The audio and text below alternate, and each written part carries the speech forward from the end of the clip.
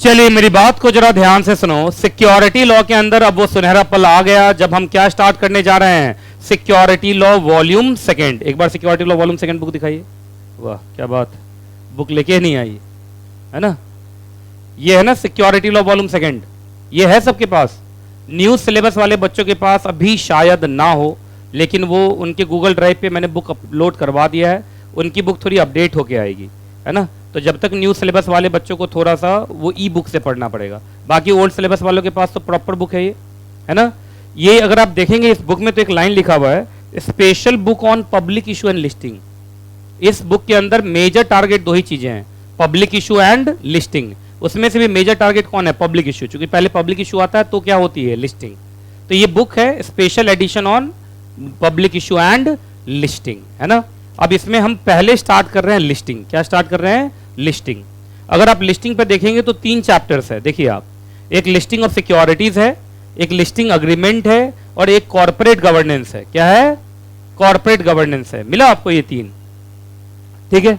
बाकी new syllabus वाले कौन है मॉड्यूल सेकंड में, अभी कुछ ही होंगे अभी तो मॉड्यूल सेकंड के अंदर, ठीक है ठीक है। तो बुक शेयर कर लेना किसी बच्चों के साथ, थोड़े बच्चे भाईचारा निभाना थोड़ा, ठीक है।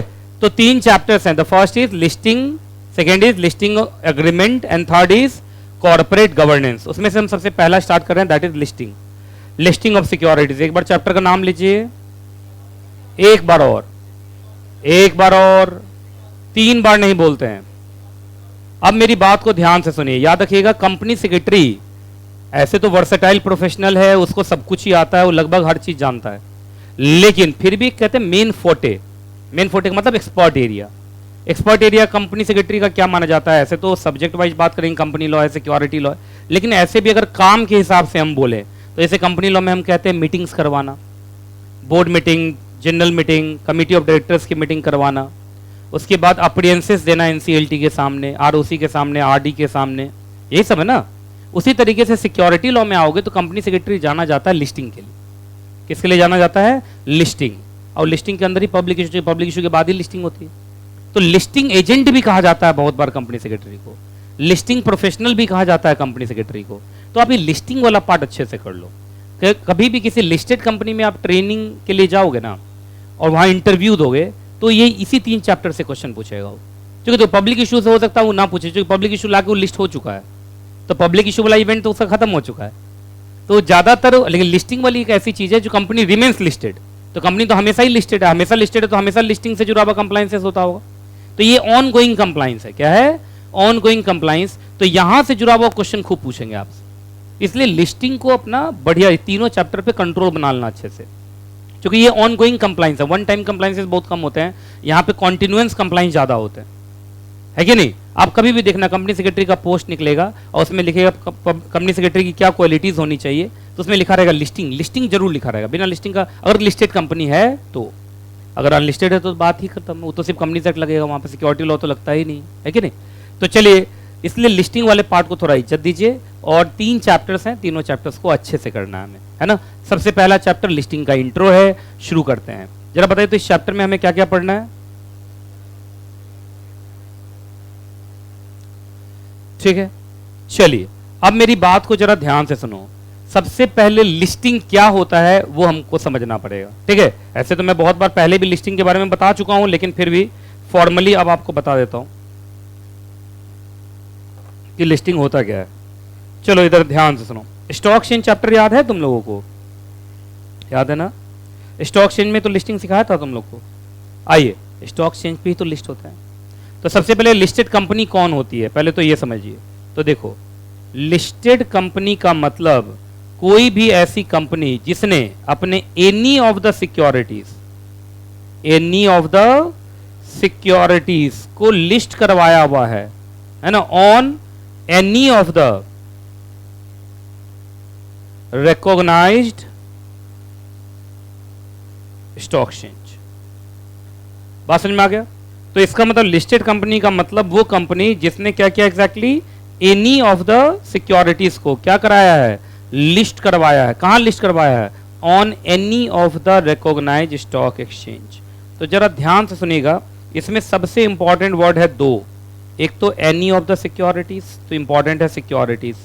और इंपॉर्टेंट क्या है, स्टॉक एक्सचेंज, है कि नहीं। तो याद रखिएगा, लिस्टिंग एक प्रोसेस है जिसके अंदर कंपनी अपने सिक्योरिटीज को स्टॉक एक्सचेंज के ट्रेडिंग प्लेटफॉर्म पे लिस्ट कराती है। आप जानते हैं स्टॉक एक्सचेंज एक बिजनेस है, उस बिजनेस के अंदर स्टॉक एक्सचेंज क्या करता है, ट्रेडिंग प्लेटफॉर्म बनाता है, जिस ट्रेडिंग प्लेटफॉर्म पे आप अपने सिक्योरिटीज की ऑनलाइन बाइंग एंड सेलिंग करवा सकते हैं। पर ऑनलाइन बाइंग एंड सेलिंग तब होगा जब आपके सिक्योरिटीज उस ट्रेडिंग प्लेटफॉर्म पे क्या होंगे, लिस्टेड रहेंगे। लिस्टेड रहने का मतलब है वहां पे अवेलेबल करा देना। और स्टॉक एक्सचेंज मुफ्त में तो तुम्हारे सिक्योरिटीज को अपने ट्रेडिंग प्लेटफॉर्म पे डालेगा नहीं, वो आपसे क्या लेगा, लिस्टिंग फीस लेगा। बात समझ में आ रही कि नहीं आ रही जो मैं बोल रहा हूं। तो याद रखना, कंपनी इस लालच में कि कंपनी के इन्वेस्टर्स को लिक्विडिटी मिले, कंपनी के इन्वेस्टर्स अगर उसके सिक्योरिटी में पैसा इन्वेस्ट करें तो वो ठगा हुआ महसूस ना करें, बंधा हुआ महसूस ना करें, वो जब चाहे शेयर खरीद सकें, जब चाहे शेयर्स बेच सकें। ये फैसिलिटी देने के लिए कंपनी अपने सिक्योरिटीज को स्टॉक एक्सचेंज के ट्रेडिंग प्लेटफॉर्म पे क्या कराती है, लिस्ट करवाती है। और उसी प्रोसेस को हम बोलते हैं लिस्टिंग ऑफ सिक्योरिटीज। एक बात याद रखिएगा, कभी कंपनी लिस्ट नहीं होती है, कंपनी के सिक्योरिटीज लिस्ट होते हैं। मैंने क्या बोला, लिस्टेड कंपनी का मतलब वो कंपनी जिसने अपने एनी ऑफ द सिक्योरिटीज को लिस्ट करवाया है। कहां लिस्ट करवाया है, on any trading platform of recognised stock exchange, है ना। तो रिकॉग्नाइज्ड स्टॉक एक्सचेंज का क्या है, ये ट्रेडिंग प्लेटफॉर्म। तो अगर मैं बोलूं कंपनी लिस्टेड है, इसका मतलब स्टॉक एक्सचेंज ने उसको परमिट कर दिया है, परमिशन दे दिया है कि तुम मेरे ट्रेडिंग प्लेटफॉर्म पे आ जाओ, तुम्हारे भी शेयर्स में मैं क्या करवा देता हूं, ऑनलाइन शेयर ट्रेडिंग करवा देता हूं। बात समझ में आ रही कि नहीं आ रही, पहले बताइए आप। हाँ, बोलने के लिए हम बोल देते हैं कंपनी लिस्टेड, कभी कंपनी लिस्ट नहीं होती है, कंपनी के सिक्योरिटीज लिस्ट होते हैं। अगर कंपनी लिस्ट होती तो कंपनी खरीद लेते हैं वहां जाके हम तो। अच्छा, कंपनी खरीदते हो तुम लोग स्टॉक एक्सचेंज पर जाके कि सिक्योरिटीज खरीदते हो? तो companies are not listed, their securities are listed, their securities are listed. Clear है कि नहीं क्लियर, पहले बताइए आप। ये उतारना तो नहीं है तुम लोग को?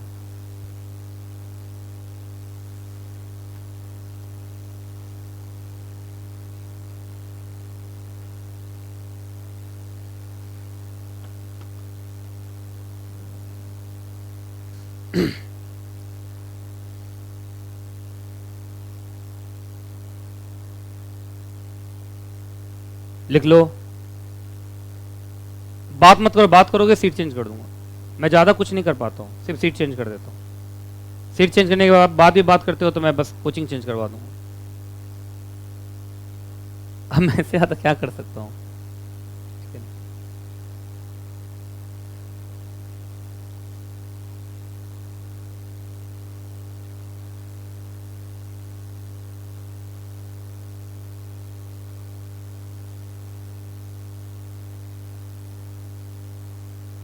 टेक ओवर कर लिया ना तुम लोगों ने?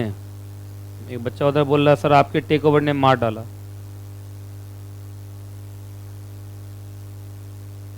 पर जितना टेक ओवर तुमने कर लिया उसके अंदर से क्वेश्चन आएगा, उससे बाहर से नहीं आएगा, क्योंकि बहुत ज्यादा ही कर लिया तुमने। नहीं,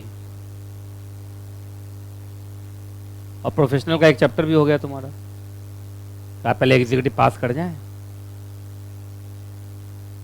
आजकल मर्जर करवा रहा हूं, कर रहे हो? जो बच्चा मॉड्यूल फर्स्ट का भी एग्जाम देने वाला है उसको मर्जर करना है ना, डेली टीडीएस में मर्जर करवाता हो ना प्रोफेशनल वाले को, लाइव तो हो रहा है। एक डेढ़ क्लास के बाद बंद हो जाएगा वहां पे, मतलब मर्जर खत्म हो जाएगा। हो गया, हटाऊं? चलो। अच्छा, एक बात बताइए, जब कंपनी लिस्ट हो जाती है तो उनको बहुत सारे लॉस का कंप्लायंस करना पड़ता है।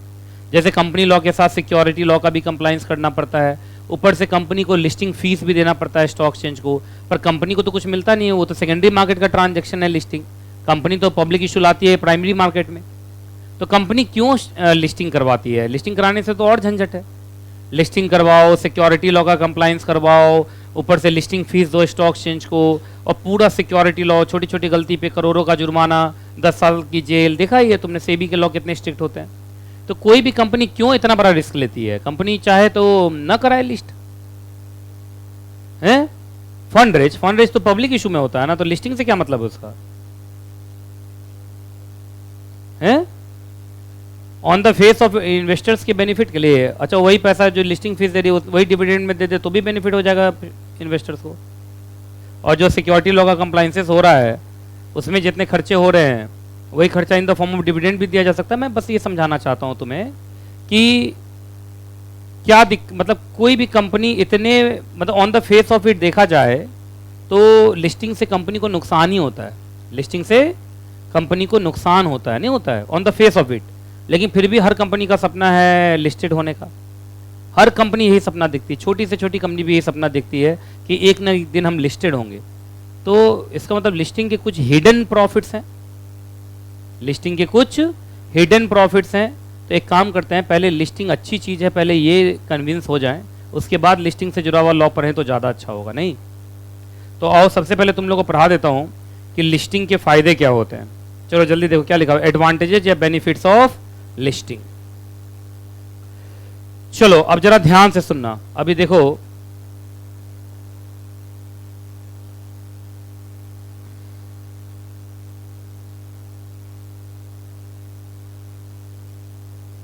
इस बच्ची से पूछता हूं, आप खड़ी हो जाओ। जमाना हो गया क्लास में खड़े हुए हुए, नहीं नाम भूल गया तुम्हारा है। पूजा, पूजा 5 कंपनी का नाम बताओ। नहीं पूरा नाम, ये नहीं मतलब रिलायंस क्या होता है, Reliance industries limited, Adani limited नया कंपनी खोली है ये अपने मन से, अडानी पोर्ट्स लिमिटेड, ठीक है। और मतलब दुनिया में अंबानी अडानी को छोड़ के भारत में कोई किसी को नहीं जानता है, उसको बोलने दो, उसको बोलने दो, तुम सब पूजा हो, जेंडर का तो ख्याल रखो कम से कम। हाँ Infosys limited, Infosys technologies limited ना। और कंपनी सेक्रेटरी का कोर्स कर रही हो, 5 कंपनी का नाम नहीं बता पाओगी तो देश कैसे चलेगा। अब सारा बच्चा अपना 5 सोच रहा होगा। हिंदुस्तान यूनिलीवर लिमिटेड, ठीक है। और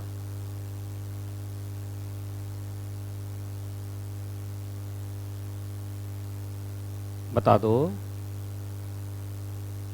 एक और बता दो। अपने लाइफ स्टाइल को देखो, सुबह से रात तक में बहुत सारी कंपनी इन्वॉल्व रहती हैं, नहीं टाटा, क्या टाटा, क्या टाटा मोटर्स लिमिटेड, अच्छा बैठो। चलिए इस साइड से पूछ लिया, और अगर इस साइड से नहीं पूछा तो ये साइड बुरा नहीं मान जाएगा।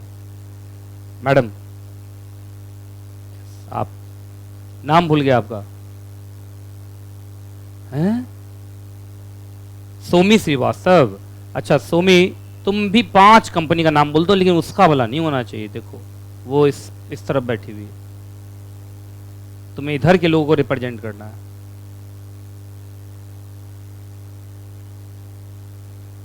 पांच कंपनी का नाम बताओ, कोई भी नहीं हो पा रहा है। सुबह से शाम तक सोचो ना, अपने लाइफ स्टाइल को सोचो, तुमको कोई ना कोई कंपनी मिल जाएगी। ज्यादातर एक्चुअली होता क्या, बैठो, होता क्या है कि जब ये सोच रही होगी ना तो ज्यादातर उसी कंपनी का नाम आ रहा होगा जो ये बोल रही होगी। होता है लाइफ में, ऐसा होता है कि नहीं? नहीं लाइफ में ऐसा नहीं होता है, नहीं होता है। तो ये बोलने नहीं होता, तो तुम बताओ। चलो नहीं बताओ बताओ बताओ बताओ, ऐसे ऐसे सच में पूछा है, बताओ बताओ बताओ। नाम भूल गया तुम्हारा, शताक्षी गर्ग, ये नाम है ना, शताक्षी, बताओ। हैं एयरटेल, भारतीय एयरटेल लिमिटेड, ठीक है। एक एयरटेल का सिम है तुम्हारे पास, अच्छा। 2 है, जियो है, अच्छा। भारतीय एयरटेल लिमिटेड, और बाकी मोस्टली वो नहीं चलेगा। 5 कंपनी का नाम बताना पड़ेगा। क्या हो गया भाई तुम लोगों को? हाँ D2H वाला बच्चा सब घर में बैठे बैठे कुछ तो काम करो। एक बच्चा लिखा है ABCD लिमिटेड, देख रहे हो? अरे 5 कंपनी का नाम नहीं बता पा रहे हो, छी हो गया क्लास में, है ना? बोलो, देखो इसको बोलने दो, शताक्षी गर्ग को। ITC लिमिटेड, एकदम सही। तुम लोग को मैंने डीमेट अकाउंट दिखाया था अपना, उसी में कितने कंपनी का नाम था? हाँ है,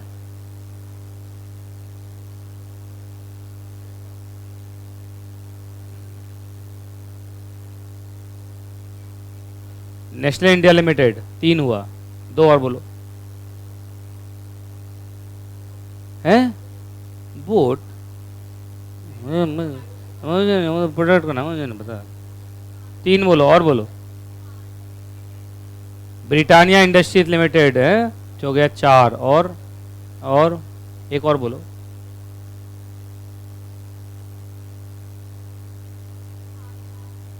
बाटा। चलो बैठो। एक्चुअली मैं ये समझाना चाह रहा था कि आपने देखा लोगों के मुंह पे उन्हीं कंपनीज का नाम है जो लिस्टेड है। भारत में 10 लाख के आसपास कंपनीज हैं, पर 10 लाख में से भी देखिए लोगों के मुंह पे उन्हीं कंपनीज का नाम होता है जो लिस्टेड होता है। तो जो लिस्टेड होते हैं उसका पब्लिक इमेज ज्यादा होता है। अब बोला सर पब्लिक इमेज होने से क्या होगा? जो दिखता है वो बिकता है। अब देखो पब्लिक इमेज का ये फायदा कहां से लेगा, सो देखो इसको इससे जोड़ दो, डी से। ठीक है, अब जरा ध्यान से सुनना। आप एक बात बताओ, आप लोग इन्वेस्टर हो, इधर देखो सब, आप लोग इन्वेस्टर हो, 2 कंपनी पैसा मांगने आई है। एक कंपनी ऐसी जिसका नाम तुम आज तक नहीं सुने, चुनचुन प्राइवेट लिमिटेड, क्या तुम उसको पैसा देना चाहोगे जल्दी से? अच्छा एक है ये अडानी इन्वेस्टमेंट लिमिटेड, धक से पैसा दे दोगे? पॉपुलैरिटी नहीं, पॉपुलैरिटी से बहुत फर्क पड़ता है ना, पब्लिक इमेज से बहुत फर्क पड़ता है, एक बात याद रखिएगा आप। तो देखो कंपनी को ऐसा लगता है कि हर साल थोड़ा लिस्टिंग फीस दे दें, थोड़ा कंप्लाइंस करवा ले, लेकिन पब्लिक इमेज बढ़ जाने की वजह से जब भी हम पब्लिक के से पैसा मांगने जाएंगे, हाथों हाथ इतना पैसा मिले, इससे अच्छा क्या हो सकता है? बताइए आप। तो बात समझ में आ रहा है कि नहीं आ रहा, पहले बताइए। तो लोग ब्रांड बिल्डिंग करते हैं, क्यों करते हैं ब्रांड बिल्डिंग? ब्रांड बिल्डिंग में बहुत पैसा खर्च होता है कि बाद में वो उसी ब्रांड का नाम यूज करके वो सामने वाले से पैसा ले सकें। देखो यहाँ लिखा listed companies command better support such as loan and investment from banks and financial institutions, और लिक्विडिटी भी अच्छी रहती है। लिक्विडिटी का मतलब अगर आपके शेयर लिस्टेड हैं तो आपका इन्वेस्टर जब चाहे उसको खरीद सकता है, जब चाहे उसको बेच सकता है, आपका इन्वेस्टर फंसा हुआ महसूस नहीं करेगा। उसके बाद लिस्टिंग, अभी पढ़ोगे लिस्टिंग से जुड़ा हुआ लॉ, लिस्टिंग के सारे लॉ, सेबी के सारे लॉ डिस्क्लोजर लॉ होते हैं। तो लिस्टिंग होते ही आपको बहुत सारी चीज़ें क्या करनी पड़ती हैं? डिस्क्लोज करने से क्या होता है आपको बताया था, higher the disclosure higher the transparency higher the confidence, याद है DTC है ना। तो लोगों का कॉन्फिडेंस कैसे कंपनी में होता है, विश्वास कैसे कंपनीज में होता है? जो ज़्यादा डिस्क्लोजर करती हैं। ज़्यादा डिस्क्लोजर क्यों कर रही है? क्योंकि सेबी का लॉ लगा हुआ है, और सेबी का लॉ बात बात पे डिस्क्लोजर करवाता रहता है ना। ज़्यादा डिस्क्लोजर, ज़्यादा ट्रांसपेरेंसी, ज़्यादा कॉन्फिडेंस, अगर लोगों का कॉन्फिडेंस आप में रहेगा, आप उनसे पैसा मांगिए वो तुरंत दे देंगे। विश्वास सबसे बड़ी चीज़ है कि नहीं? और विश्वास सबसे महंगी चीज़ भी है। तो देखिए क्या होता है कि लोग, आप जब ज़्यादा से ज़्यादा डिस्क्लोजर करते हैं तो आप ट्रांसपेरेंट दिखते हैं, जब आप ट्रांसपेरेंट दिखते हैं तो लोग आप पे विश्वास करते हैं। आप जब भी लोगों से पैसा मांगने जाइएगा तुरंत पैसा मिल जाएगा। और आप सब जानते हैं कंपनी पैसे की भूखी होती है, कंपनी हमेशा ऐसा काम करती रहती है जिससे उसको झट से पैसा मिल जाए, है कि नहीं? तो चलो देख लिया लिस्टिंग के फायदे। अच्छा लिस्टिंग का मतलब, लिस्टिंग मीन्स एडमिशन। एडमिशन का मतलब बोलो, एडमिशन का मतलब स्टॉक एक्सचेंज ने परमिट कर दिया। स्टॉक एक्सचेंज ने आपको क्या कर दिया? परमिट कर दिया कि चलो तुम्हारे सिक्योरिटी को हम परमिट कर रहे हैं, तुम मेरे स्टॉक एक्सचेंज पर डील हो जाओ। डील का मतलब buying and selling, buying and selling. अच्छा एक बार आप स्टॉक एक्सचेंज का मतलब स्टॉक एक्सचेंज का ट्रेडिंग प्लेटफॉर्म, स्टॉक एक्सचेंज का ट्रेडिंग प्लेटफॉर्म, टीपी मतलब ट्रेडिंग प्लेटफॉर्म। अच्छा स्टॉक एक्सचेंज पे क्यों लिस्ट होना चाहते हैं आप? जिससे कि आप चाहते हैं कि आपका इन्वेस्टर जब चाहे बेच ले, जब चाहे परचेज कर ले शेयर्स, है ना, जिससे कि उनको लिक्विडिटी का फायदा मिले। एक बात बताइए, listing is a matter of great importance. बोलो, कंपनीज के लिए भी, इन्वेस्टर्स के लिए भी, चूंकि लिस्टिंग से क्या आता है? लिक्विडिटी आता है कि नहीं? बाकी लिस्टेड कंपनी बता ही दिया था। लिस्टेड कंपनी का मतलब कोई भी ऐसी कंपनी जिसने अपनी एनी ऑफ द सिक्योरिटीज को लिस्ट कराया on any of the recognised stock exchange. सबसे इंपॉर्टेंट वर्ड क्या है? सिक्योरिटीज। तो कंपनी लिस्ट होती है या उसके सिक्योरिटीज लिस्ट होते हैं, ठीक है। आइए लिस्टिंग के ऊपर कुछ लीगल प्रोविजंस हैं, देखते हैं। सबसे पहले जब भी लिस्टिंग कराने जाएंगे, क्या लगता है आपको? कंपनीज एक्ट लगेगा? यस। SCRA लगेगा? यस। SCRR लगेगा, रूल्स मतलब SCRR रूल्स लगेगा। और भी बहुत सारे रूल्स हैं, बाईलॉज हैं, रेगुलेशंस हैं स्टॉक एक्सचेंज के, लिस्टिंग एग्रीमेंट जो हम पढ़ने जा रहे हैं, है ना, सर्कुलर गाइडलाइंस हैं सेंट्रल गवर्नमेंट के, सेबी के बहुत सारे लॉज हैं, ये सारे के सारे लगेंगे in total company law plus security law, module first plus module second, MWF plus TTS, है ना। हमारे बच्चों के लिए तो यही है, है कि नहीं? तुम लोग जब कंपनी में कंप्लाइंस ऑफिसर बनोगे ना तो ये बोलो टीटीएस में सिक्योरिटी लॉ का कंप्लाइंस करूंगा, एमडब्ल्यूएफ में कंपनी लॉ का कंप्लाइंस करूंगा, संडे स्पेशल कुछ डायरेक्टर देखूंगा या ऑनलाइन करूंगा, संडे को क्या करूंगा? ऑनलाइन करूंगा। तो ऐसा हालत मत कर देना तुम लोग, मैं चाह रहा हूं यही। आइए, अच्छा एक बात बताओ, एक बार आप लिस्टेड हो गए, याद रखना सेबी के ज्यूरिडिक्शन में 2 कंपनीज आती हैं, है ना? है ना? बताओ सेबी का ज्यूरिडिक्शन में कौन कौन सी कंपनी आते हैं? B is on 2 companies. एक तो ऐसी कंपनी जो लिस्टेड होने जा रही है ना? Company proposing to be listed, company proposing to be listed, to be listed. अच्छा, कोई भी कंपनी कैसे समझोगे कि प्रपोजिंग टू बी लिस्टेड है? दैट इज कमिंग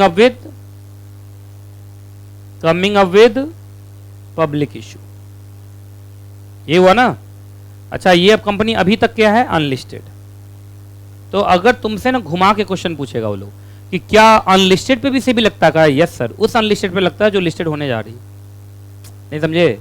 अच्छा, एक बार आप अनलिस्टेड से लिस्टेड हो गए, मतलब पब्लिक इशू ले आए और लिस्टेड हो गए, तब तो जिंदगी भर तुम ऑल लिस्टेड कंपनीज। तो याद रखना सेबी ये, अच्छा ये ज्यूरिडिक्शन कौन बता रहा है तुमको? सेक्शन 24 ऑफ कंपनीज एक्ट, देखो तो सेक्शन 24 ऑफ कंपनीज एक्ट 2013 का बोलना है कि सेबी के ज्यूरिडिक्शन में कौन कौन सी कंपनीज आएंगी। तो बोलो, एक तो वो अनलिस्टेड कंपनी जो लिस्टेड होने जा रही है, दैट इज पब्लिक इशू लाने जा रही है, एंड सेकेंड जो लिस्टेड हो चुकी है। ठीक है? तो एक बार अगर आप पब्लिक इशू टच किए, सेबी के ज्यूरिडिक्शन में आ गए। किसके कंट्रोल में आ गए? सेबी के एडमिनिस्ट्रेटिव कंट्रोल में आ गए आप, है ना? अब छोटे छोटे बातों के लिए आपको किससे पूछना पड़ेगा? सेबी से पूछना पड़ेगा। और लिस्टेड है तो है ही, जिंदगी भर जब तक लिस्टेड रहेंगे सेबी ही आपका रेगुलेटर है, याद रहेगा। चलो ये लिख लिया तुम लोगों ने। तो सेबी के लॉ दो कंपनीज पे लगते हैं। पहला उस अनलिस्टेड पे जो लिस्टेड होने जा रही है। अच्छा, लिस्टेड होने जा रही है इसका मतलब पब्लिक इशू ला रही है। और दूसरा listed companies. Actually security law में कंपनी वर्ड तो बोलते हैं नहीं, इशूअर बोलते हैं।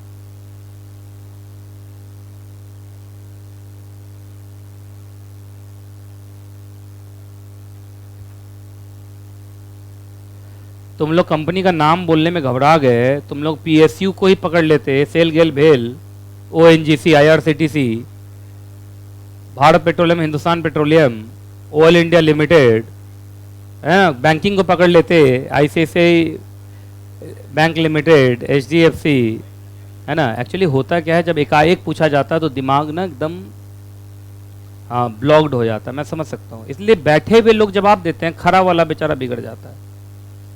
जो खड़ा हो जाता है ना बच्चा, वो बिगड़ जाता है, और बैठे वाला बच्चा बगल से ओएनजीसी बोलो ना, ओएनजीसी, अब उसी को खड़ा कर देता तो बस नमस्ते, हम कुछ नहीं समझते। ये सबके साथ होता है, नेचुरल है। एक चीज तो मैंने देखा इस देश में, इस दुनिया में, वही आगे बढ़ता है जो बेशर्म होता है। शर्म वाले लोग तो शर्म में ही मर जाते हैं। नहीं, अच्छा बेशर्म का मतलब ये नहीं कपड़ा वपड़ा खोल के चल रहे हैं।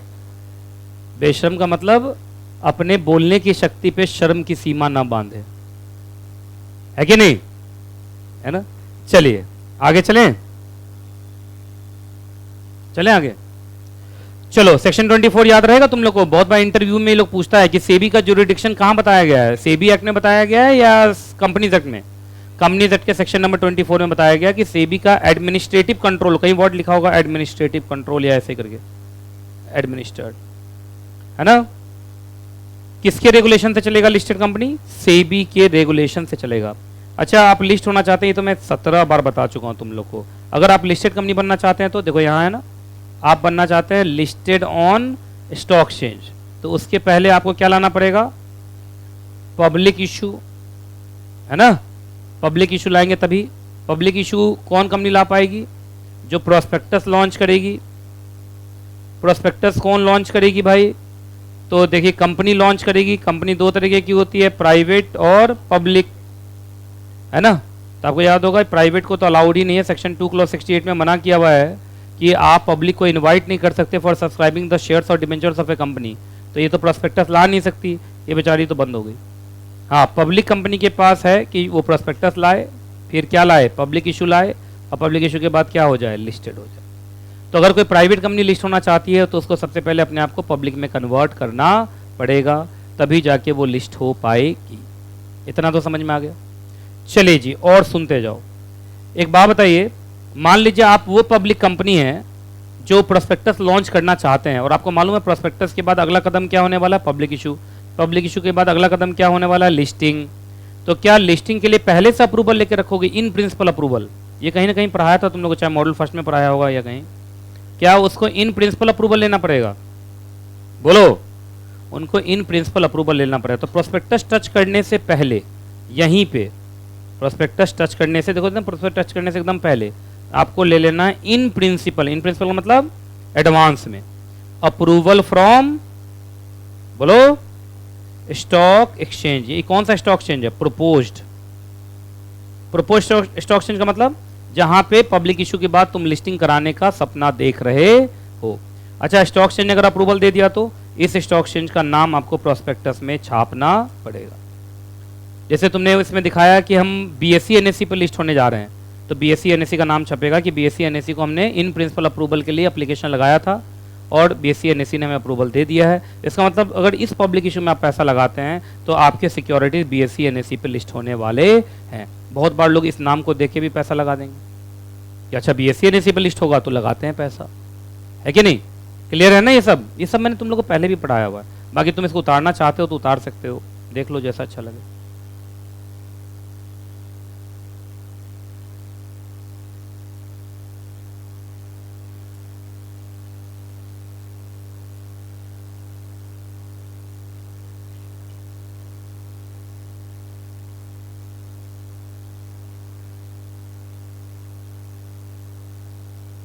बातें नहीं, मैं बोल रहा हूं, सीधा सीट चेंज कर दूंगा। एकदम शांत रहना, लिस्टिंग पर रहे हम लोग।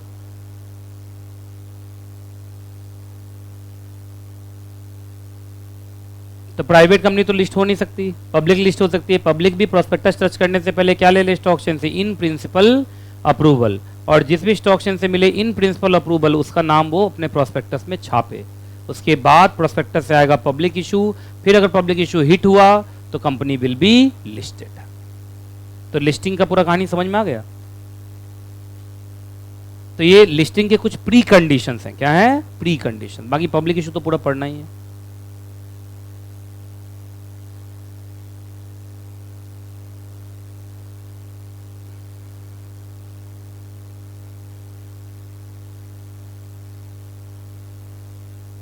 ठीक है,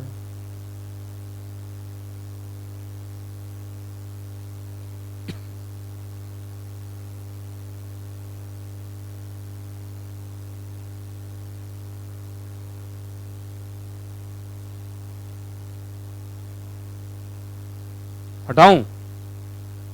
लिखने से बहुत फायदा होता है। तुम लोग लिखने में कंजूसी करते हो ना, मुझे ठीक नहीं लगता है।